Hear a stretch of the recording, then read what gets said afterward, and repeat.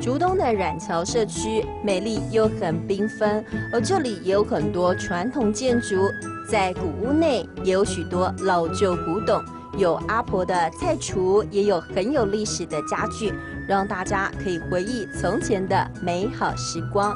而小朋友来到这里，还可以看见食材的原貌。老叔，你在种什么菜啊？哦，也是个种哎，酱菜自己种的。像这个客家话叫台柳妈啊，大陆妹对不对？对，大陆妹。哎，你很厉害哦，听得懂嘿。那还有什么菜？像这个是青葱，这刚种进去，长不多久。对，种啊。哦。种下哦，系有机的哦。有机糖是啦，有机哈。我哋冇用化学灰，冇用农药，哦。用天然的种法，哈，所以呢，你也才非常健康。除了我哋自家些，咱哋也买本人他，我哋蒜汤全部用咧有机蔬菜，哎呀，欢迎到短样桥啦。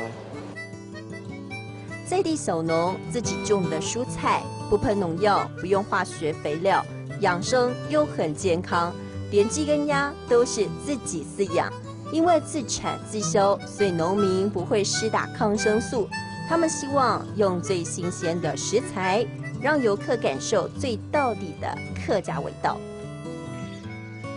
你看这菜看起来是不是很好吃？哦，这么好吃的菜，应该赌食要嘞。你饿了吗？那我们去吃什么？吃饭跟菜，还是面，好不好？好。走。哎，玩累了，赌食要嘞。满桌的哈嘎料理，让我跟某某可以记五脏庙。好来，咱上了下，俺就自家种的五色的有机酱菜。几种像，当好吃了，酸甘的。好，吃看。吃饱饭，还有传统的童玩可以玩。小时候常玩的跳格子，现在在大都会区很少看到了。但是跟某某又跳又笑，就好像搭着时光机回到从前。阿姨，你觉得竹东哪里好玩？我喜欢看小鸡跟小鸭啊。我喜欢跳格子。某某玩了一整个早上了，你饿不饿啊？